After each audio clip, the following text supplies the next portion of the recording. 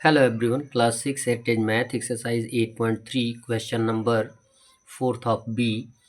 Tisa bought 10 pens for rupees 350. Tissa क्या करती है 10 पेन्स खरीदती है कितने रुपए में 350 रुपीज़ में।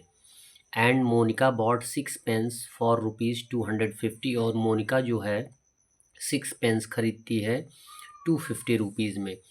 हुज पेन्स आर कॉस्टलियर, आपको फाइंड आउट करना है कि किनके पेन कॉस्टलियर हैं। तो एट फर्स्ट आप क्या करेंगे, बाय द यूनिटरी मेथड आप या तो आप by the proportion find out कर लें या by the unitary method find out कर लें कि किसके पेन का कॉस्ट ज़्यादा है।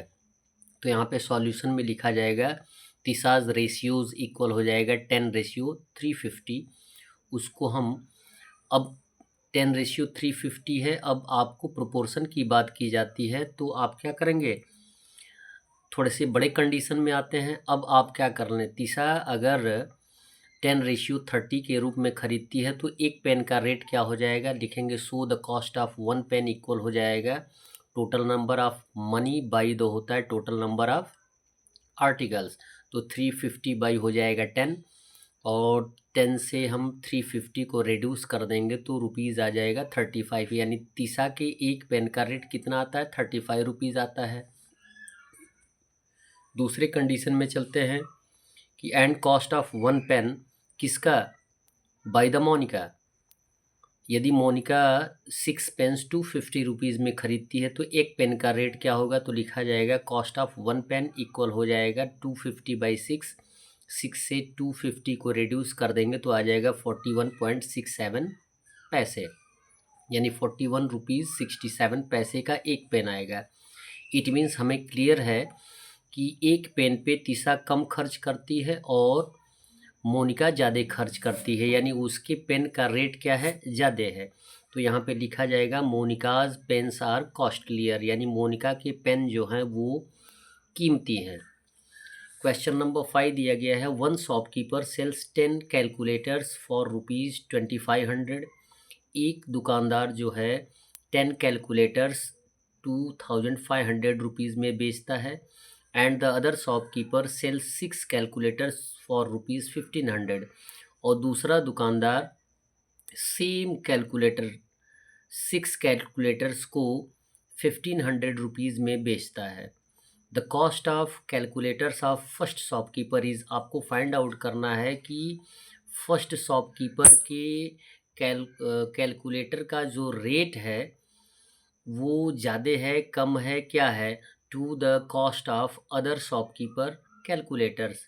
आपको कंपेयर करना है कि फर्स्ट शॉपकीपर के कैलकुलेटर का रेट ज़्यादा है कम है या दूसरे शॉपकीपर के कैलकुलेटर के रेट से इक्वल है।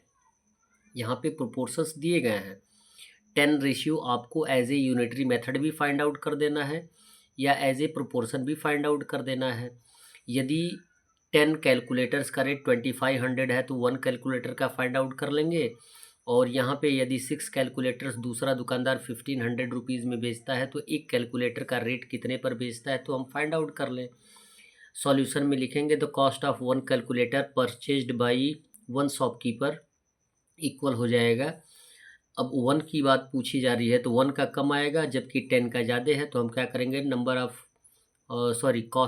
कॉस्ट में से हम नंबर ऑफ आर्टिकल से डिवाइड कर देंगे तो 2500/10 हो जाएगा, जीरो से जीरो रिड्यूस हो जाएगा, आंसर आ जाएगा 250 रुपीज़।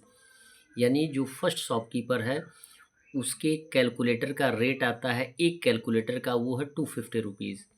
अब सेकंड की बात करते हैं, सो the cost of one calculator purchased by other shopkeeper, दूसरे शॉपकीपर के द्वारा। अब दूसरा शॉपकीपर क्या करता है, 6 कैलकुलेटर्स 1500 में परचेज करता है। तो हम क्या करेंगे, एक कैलकुलेटर का रेट फाइंड आउट करने के लिए क्या करेंगे, रेट में नंबर ऑफ आर्टिकल से डिवाइड कर देंगे, तो 1500 से 6 में डिवाइड कर देंगे। क्यों डिवाइड करते हैं, जब भी हमें ज़्यादा का मालूम होता है और एक का फाइंड आउट करना होता है तो कम होता है, और कम के लिए हम क्या करते हैं, डिवाइड करते हैं। 6 से हम रिड्यूस कर देंगे 1500 को तो आंसर आ जाएगा 250। यहाँ पे देखिए फर्स्ट शॉपकीपर का भी रेट 250 है और सेकंड शॉपकीपर का भी रेट 250 है, तो यहाँ पे लिखेंगे so the cost of calculators of first shopkeeper is equal to the other shopkeeper, यानी फर्स्ट शॉपकीपर के कैलकुलेटर का रेट जो है वो है सेकंड शॉपकीपर के कैलकुलेटर के रेट के इक्वल है, यानी बराबर है। That's all. वीडियो को लाइक करें और चैनल को सब्सक्राइब करें। धन्यवाद।